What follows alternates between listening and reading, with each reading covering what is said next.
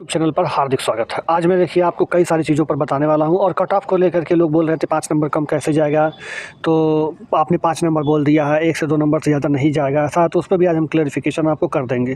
तो ये सारी चीज़ें जो हैं ये मैं आपको बताने वाला हूँ। देखिए ये जो न्यूज़ आपके सामने दिख रहा है ये है कि 20 तारीख से लेकर 2 दिसंबर तक के बीच में जिसका भी यहाँ पर डीवी एक्चुअली में जिसका भी यहाँ पर ट्रेनिंग करना था उसकी लिस्ट निकाल दी गई है। वे सारे लोग जो है अपना डॉक्यूमेंट्स वगैरह लेकर के मतलब जल्द से जल्द अपने सेंटर पर पहुँच जाएँ। अपने जहाँ भी उनको स्कूल अलॉट किया गया वहाँ पहुँच जाएँ, प्रशिक्षण केंद्र में पहुँच जाएँ और अपना ट्रेनिंग शुरू कर लें। अन्यथा में उनका जो मतलब एक तरह से आवेदन है या फिर उनका जो ज्वाइनिंग है वो तरह से निरस्त कर दिया जाएगा। तो ये कुछ लिस्ट है, इसी तरीके से कई सारे जिलों में कई सारे जगहों पर लिस्ट लगाई गई है। ये एग्जाम्पल के तौर पर लिस्ट है, तो आप इसको ऐसे देख सकते हैं। यहाँ पर आपका रोल नंबर, नाम, डेट ऑफ बर्थ, कौन सी जगह सिलेक्शन हुआ है, सारा सब कुछ डाटा यहाँ पे दिया हुआ है। उसके बाद से मैं आपको दिखाऊं तो ये बीपीएससी का है। बीपीएससी ने 59 लोगों को जो है अपात्र घोषित कर दिया है, यानी इनका सिलेक्शन फाइनल मेरिट तक हो गया था। उसके बाद इनमें से कोई जो है फाइनल मेरिट में सिलेक्शन होने के बाद इनको नियुक्ति भी दे दी गई थी, इनको ज्वाइनिंग भी करा दी गई थी। लेकिन ज्वाइनिंग के बाद इनका जो है गड़बड़ी पाई गई इनके डॉक्यूमेंट्स में, तो ये इनको उन्होंने जो है बीपीएससी ने इनको पूरी तरह से फर्जी घोषित कर दिया है। और उनका डॉक्यूमेंट्स वगैरह पर यहाँ पर देखिए आप लिख दिया गया है कि नॉट अवेलेबल, कोई डॉक्यूमेंट्स अवेलेबल नहीं है, क्वालिफाइड है वो अवेलेबल नहीं है, ये सारी चीज़ें जो है इनका अवेलेबल नहीं था, तो इसलिए इनको बाहर कर दिया गया है। और इनसे सफाई भी मांगा गया है कि अगर आप अपना जो है इसमें बचाव करना चाहते हैं तो आप 15 दिन के भीतर आप इस ईमेल आईडी पर अपना जो है जो भी आपका स्टेटमेंट है, जो भी आपका सफाई है वो आप यहाँ पे दे सकते हैं। अन्यथा हम आपको 5 साल के लिए बैन भी करेंगे और जो भी कार्रवाई करना होगा वो बीपीएससी करने के लिए स्वतंत्र होगा, ऐसा इनको एक तरह से सूचना भी दे दिया गया है। ये हो गया। अब मैं आपको चलिए बताता हूँ सब कुछ।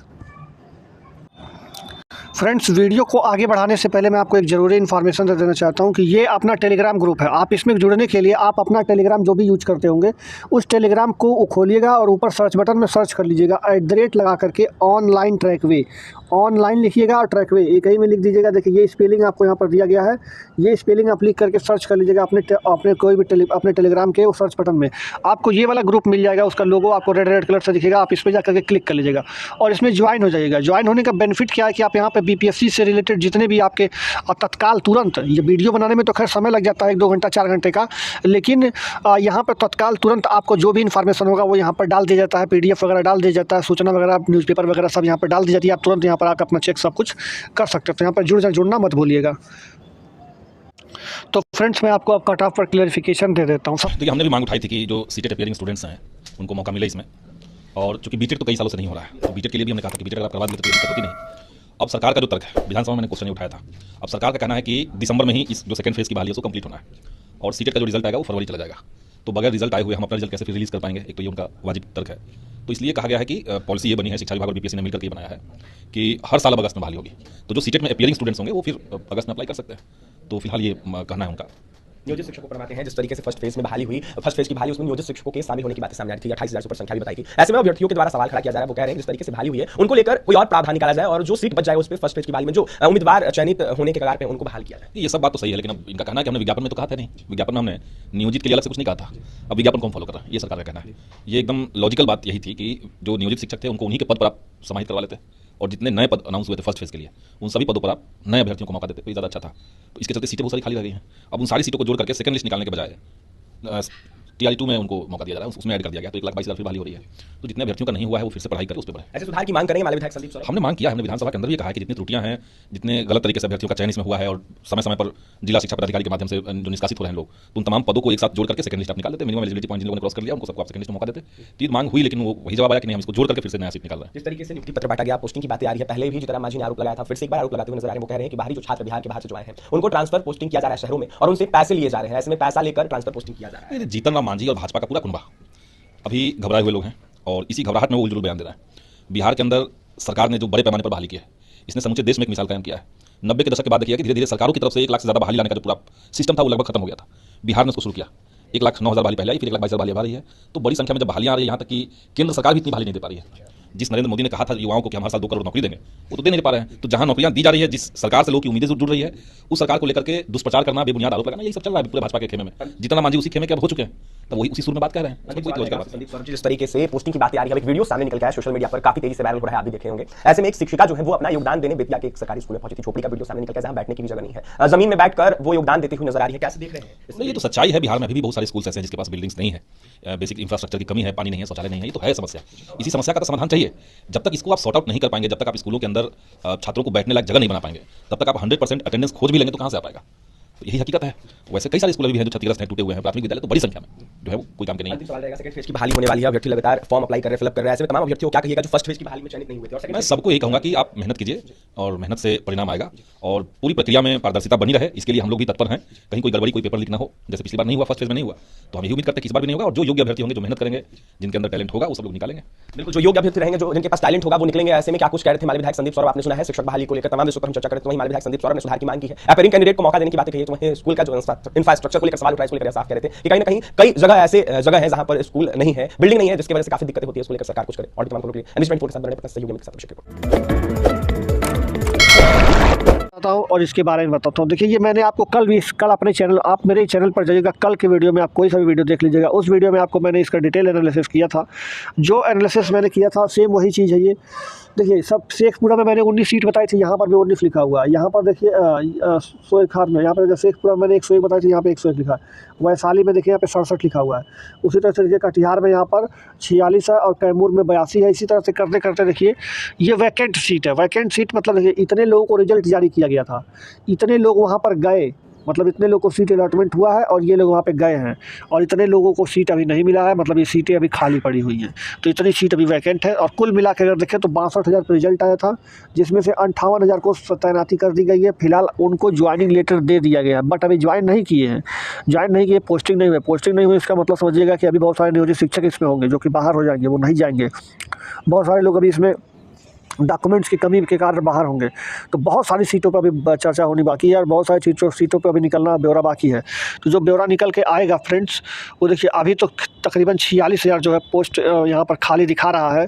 46,000 वैकेंसी जो दिखा रहा है खाली, 4600 वैकेंसी जो आपको यहाँ पे खाली दिखा रहा है, ये अभी तक का डाटा है, जो कि केवल ये है कि जो हमने ज्वाइनिंग लेटर दे दिया है। ज्वाइनिंग लेटर इतने लोगों को मिला ही नहीं इतनी सीट पर, ये डाटा है।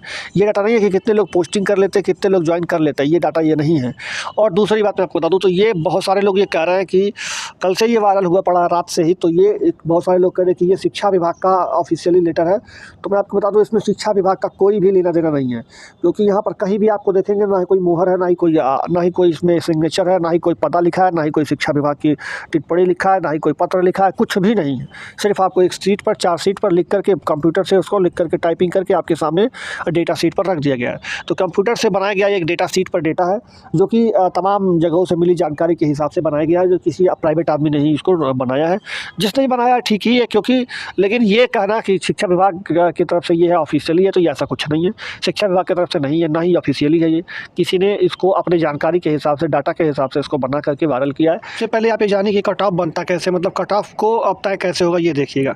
जैसे 67 नंबर जनरल का कट ऑफ बना हुआ है आपका बीपीएससी में 1 से लेकर के 5 तक में, तो ये 67 नंबर जनरल का कट ऑफ बना हुआ है। तो अब इससे नीचे कट ऑफ कैसे जाएगा? मान लीजिए जनरल की 2000 सीटें सामने आ गई, और ये मान लेने के लिए मैं बोल रहा हूँ कि 2000 सीटें सामने आ गई जनरल की खाली, यानी जिस पर सेकंड मेरिट लिस्ट लेना है। तो पहले क्या होगा, देखिए 67 में अगर आप देखेंगे तो 67 में आपको 1986 डेट ऑफ बर्थ को लिया गया है।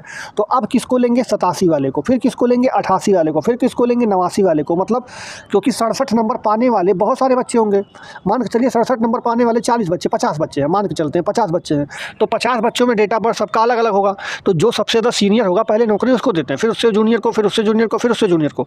तो यहाँ पर आप देखें तो जिनका डेट ऑफ बर्थ 86 था उनको नौकरी मिला है, तो उसके बाद 87, 88, 89, 90 इस तरह से करते करते करते जो एकदम लास्ट बच्चा होगा उसको नंबर दे देगा जो कि 67 नंबर पाया होगा। जब यहाँ फिर बच्चे खत्म हो जाएंगे तब 66 नंबर वाले की बारी आएगी, और 66 नंबर वाले में फिर वही सीनियर से लेकर जूनियर तक का, फिर वही काम 65 में सीनियर से लेकर के जूनियर तक का। तो उम्मीद करते होंगे आप ये बात समझ पाए होंगे कि कट ऑफ नीचे जाती कैसी है, कट ऑफ डिसाइड कैसे होती, क्योंकि यहाँ पे कट ऑफ डिसाइड करने के लिए 2 चीज़ों का काम करना होता है। सबसे पहला नंबर उनका मार्क्स कितना आया है और उनका डेट ऑफ बर्थ क्या है, ये 2 चीज़ों पर फैक्टर करता है कि कट ऑफ होगा क्या। तो अभी जो मैं बता रहा हूँ कि मान लेने के लिए, तो मैं आपको बताऊँ तो बहुत सारे छात्र यहाँ पे कमेंट कर रहे थे कि भैया 5 नंबर नहीं कट ऑफ कम जाएगा, 6 नंबर कट ऑफ कम नहीं जाएगा।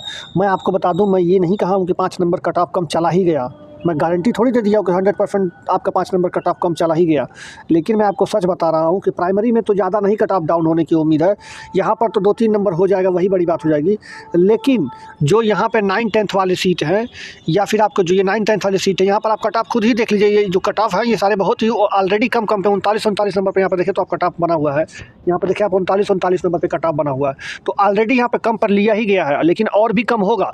तो इस सीटों पर जो कि 11, 12 और 9, 10 वाले हैं, यहाँ पर 5 नंबर भी चला जाए तो कोई आश्चर्य वाली बात नहीं होगी, क्योंकि 9, 10 और 11, 12 में सीटें बहुत ज़्यादा हैं और छात्र कम हैं, तो इसलिए वहाँ पर जो है कट ऑफ कम से कम करके ही उनको वैकेंसी भरनी होगी सेकंड मेरिट लिस्ट में। और जबकि प्राइमरी में ऐसा नहीं है, प्राइमरी में बच्चों की कमी नहीं है, प्राइमरी में तो भरमार पड़ा हुआ है बच्चों का, इसीलिए तो कट ऑफ भी यहाँ पर हाई गया हुआ था। यहाँ पर जो है मिनिमम कट ऑफ लगा भी नहीं जल्दी, तो यहाँ पर 67 नंबर जो पाने वाला बच्चा है, तो ये वाला बच्चा अगर मान के चलिए 2 से 3 नंबर अगर कम है तब तो 100% हो ही जाएगा। लेकिन अगर उससे भी कम है, जैसे 5 नंबर तक कम है, तो उम्मीद रख सकता है, लेकिन गारंटी नहीं है। उम्मीद रख सकता है, क्योंकि भाई उम्मीद रखना सबका हक है। उम्मीद इसलिए रख सकता है क्योंकि देखिए अभी डिसाइड नहीं हो पा रहा, बहुत सारे बच्चे अभी देखिए अभी भी बाहर हो रहा है। अभी मैं आपको दिखाया 59 बच्चे बाहर हो गए, 59 बच्चे फर्जी डिक्लेयर घोषित हो गए। ऐसे बहुत सारे बच्चे जिनको बीपीएससी जान नहीं पा रही है, आगे चल के जानेगी तो सप्लीमेंट्री रिजल्ट फिर आएगा, दोबारा भी आ सकता है, तिबारा भी आ सकता है। जब तिबारा तक आएगा ना तब 5 नंबर भी कम हो सकता है, तो इसमें घबराने वाली बात नहीं, बहुत आश्चर्य करने वाली बात नहीं, क्योंकि बच्चे जो ज्वाइनिंग पर ही नहीं, नियोजित शिक्षक वैसे भी नहीं जा रहे हैं। अब आपको मैं दिखा दूंगा, नियोजित शिक्षक अब ज्वाइनिंग पर नहीं जा रहा है ज़्यादा। नियोजित शिक्षक सोच रहे हैं कि उनका जो क्षमता परीक्षा 10 दिसंबर के बाद लेने की जो बात कर जा रही है, तो वो उससे क्षमता परीक्षा दे करके परमानेंट हो जाएंगे, वैसे भी राज्यकर्मी का दर्जा उनके वैसे भी मिल जाएगा, तो वो क्यों जाएंगे इसके लिए फॉर्म भरने के लिए, क्योंकि यहाँ पर त्यागपत्र देने के बाद तब ज्वाइनिंग करा रहे हैं, तो ये एक तरह से लफड़ाबाजी हो जा रहा है। तो इसलिए वो लोग ऐसे ही पहले ही नहीं जा रहे हैं, तो वहाँ से भी 20-25 हज़ार सीटें हैं जो कि वो लोग नहीं जाएंगे, तो वो ऐसे भी खाली हो जाएगा। तो ये सारी चीज़ें हैं, सब ले दे करके सब बात क्लियर हो जाएगी। 2-4 दिन का समय दीजिए। और जो 1-2 नंबर वाले वो तो कन्फर्म है कि उनका हो ही जाएगा, लेकिन जो उससे ज़्यादा कम है, जैसे 3, 4, 5 नंबर तक कम है, तो उनका थोड़ा सा मतलब डाउट में रहेगा, बट उम्मीद रख सकते हैं, क्योंकि आगे आने वाला समय क्या होगा कोई जानता नहीं है। तो आशा करते हैं आप बात समझ गए होंगे कि मैं 5 नंबर कट ऑफ कम जाने की बात नहीं कहा था, जबकि वो उम्मीद रखने की बात कही थी, और कट ऑफ तो 2-3 नंबर तक कम जाएगा, ये बात सच है। तो ये बात मैंने क्लियर कर दिया आपको, और आपका भी बात क्लियर हो गया होगा। अब आगे की वीडियो आप देख लीजिए। अपने इस यूट्यूब चैनल पर हार्दिक स्वागत है। आज मैं देखिए आपको जो बताने वाला हूँ बहुत ही इंपॉर्टेंट है। सबसे पहली बात तो आपको ये मैं नोटिस दिखा रहा हूँ, जो कि कल के डेट की नोटिस है।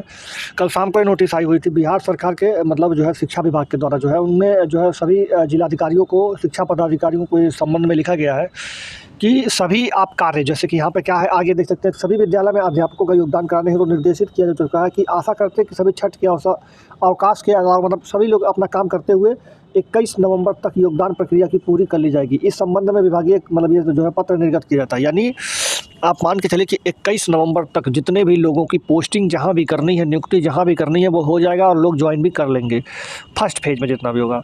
तो यहाँ से सीटें निकल करके आ जाएंगी, उसको सेकंड फेज में सेकंड मेरिट लिस्ट से भरी जाएगी। तो आपका 21 नवंबर तक इसको हर हाल में करना है, और हर हाल में करने के साथ साथ आपको 22 नवंबर को जो है कैबिनेट मीटिंग में ये फैसला ले लिया जाएगा कि जितना मतलब जो है सेकंड मेरिट लिस्ट में सीट भरनी है, और आगे आने वाले 2-3 दिन बाद आपका सेकंड मेरिट लिस्ट जारी हो ही जाएगा। तो ये बात रही, मैंने आपको पूरा बता दिया कि 21 नवंबर तक अल्टीमेटम उनको दे दिया गया है कि पूरा प्रक्रिया कर लीजिए, उसके बाद हम सेकंड मेरिट लिस्ट देंगे। तो ये बात आपके लिए बहुत बड़ी खुशखबरी की बात है, जो लोग सेकंड मेरिट लिस्ट का इंतजार कर रहे हैं। कहना था कि जो पद खाली है उसके लिए सेकंड लिस्ट लाने की सेकंड लिस्ट आएगी। पूरा स्टेप कैसे फॉलो करना है और आपको कैसे कैसे ऐप को डाउनलोड करना है, उसमें अपना खाता बनाना है, अकाउंट बनाना है, और अकाउंट बनने के बाद आप अर्न एंड रेफर ऑप्शन पर जाकर अर्निंग कर सकते हैं। मैं आपको अर्निंग का भी प्रूफ आपको दिखाऊंगा। चलिए वीडियो को शुरुआत करता हूँ। मैंने अपने डिस्क्रिप्शन में आपको लिंक दिया है, देखिए ये डिस्क्रिप्शन में मैंने कुछ इस तरह से लिंक दिया, आप उस पर क्लिक करेंगे तो इस तरह से आपका ऐप डाउनलोड हो जाएगा। ऐप डाउनलोड होने के बाद खुलेगा कुछ इस तरीके से, नीचे जो है साइन अप वाले जो अकाउंट बना है उसमें आप क्लिक करेंगे, अपना मोबाइल नंबर डालिएगा। यहाँ पर नीचे रेफर कोड में मेरा रेफर कोड जो आपको स्क्रीन पर दिख रहा है आप जरूर डालिएगा, क्योंकि ये रेफर कोड इस्तेमाल करेंगे तभी आपका कूपन होगा एक्टिव। फिर उसके बाद ग्रांट परमिशन करने के बाद आगे बढ़ जाइएगा। फिर यहाँ पर आपका मोबाइल नंबर वेरीफाई करेगा थोड़ी देर में, फिर वेरीफाई होने के बाद आगे बढ़ जाएगा। यहाँ पर अपना डिटेल, अपना नाम रखिएगा, और आप जो रेफरल कोड मेरा ये वाला है जो आपको स्क्रीन पर दिख रहा है लिख करके आगे बढ़ जाएगा। फिर आप कोई भी अपना जीमेल आईडी कोई भी चुन लीजिएगा जो आपको चाहिए, फिर यहाँ से यस करके आगे बढ़ा दीजिएगा। यहाँ पर क्लिक करके यस कर लीजिएगा, फिर आगे बढ़ाइएगा। फिर आपको ऊपर अपना पैन कार्ड नंबर लिखना है, फिर उसके बाद अपना नाम लिखना है, फिर आगे आपको सबमिट कर देना है। आपका नाम आ रहा होगा, आप उसको देख लीजिएगा, सही होगा तो आप यस करके सबमिट करके आगे बढ़ जाइएगा। तो आप जो है जब इस पे यस करके सबमिट करके आगे बढ़ेंगे तो आपको कुछ इस तरीके से खुल जाएगा। आप यहाँ पर नीचे क्लिक करके आगे बढ़ जाइएगा। फिर यहाँ पर अपना आधार कार्ड नंबर डालना है आपको। आधार कार्ड नंबर डालने के बाद यहाँ पे आपको ये check करना है। उसके बाद आपको यहाँ पे जो है आगे बढ़ जाना है। फिर आपके आधार कार्ड नंबर पर जो है जो रजिस्टर्ड मोबाइल नंबर होगा वहाँ पर एक ओटीपी जाएगा। उस ओटीपी को आपको यहाँ पर फिल कर लेना है। जैसे देखिए ओटीपी आ गया, अब इस ओटीपी को हम लोग फिल कर दिए। ओटीपी फिल करने के बाद आपको यहाँ पर 6 डिजिट जो है यहाँ पर डिजी लॉकर का आपका पासवर्ड कर लेना है, डाल देना है। और नहीं पता हो तो फॉरगेट पासवर्ड कर लेना है। फिर यहाँ से आपको अलाउ करके आगे बढ़ जाना है। फिर यहाँ पे आपको डिजी लॉकर का आएगा, फिर ये आपको अप्रूव हो गया। फिर आप यहाँ पे अपना अकाउंट मतलब बैंक का अकाउंट भी आपको लिंक करना पड़ता है। तो यहाँ पे आपका भी पैसा नहीं लगता, लेकिन सिर्फ आपको लिंक करना है। फिर आप बाद में इसको अनइंस्टॉल कर दीजिएगा आपको जब आप कमा लीजिएगा अपना पैसा। तो फिर यहाँ पे आपको अपना बैंक वगैरह चुन करके आपको आगे बढ़ जाना कि कौन से बैंक में खाता है। फिर यहाँ पे आप अपना अकाउंट नंबर वगैरह डाल दीजिएगा और अपना एफएससी कोड डाल करके लिंक एक बैंक अकाउंट करके आप आगे बढ़ जाइएगा। फिर वहाँ से बाद आपको अपनी एक सेल्फी यानी आपको अपना एक फोटो खींचना है, सेल्फी कुछ इस तरीके से। फिर आप सेल्फी क्लिक करके आप उसको सिग्नेचर करने के लिए आएगा। यहाँ पे सिग्नेचर करने के लिए आप कुछ भी है जैसे स्क्रीन पर यहाँ पर ऐसे लिख दीजिएगा। तो वो स्क्रीन पर आप लिख करके अपना सिग्नेचर इस तरह से आप अपलोड भी कर सकते हैं और स्क्रीन पर वहीं पर लिख भी सकते हैं। तो या फिर आप अपने जहाँ भी आपका सिग्नेचर होगा वहाँ पर ले करके अपना अपलोड कर दीजिएगा या फिर आप वहीं पर तुरंत सिग्नेचर करके आगे बढ़ जाइएगा।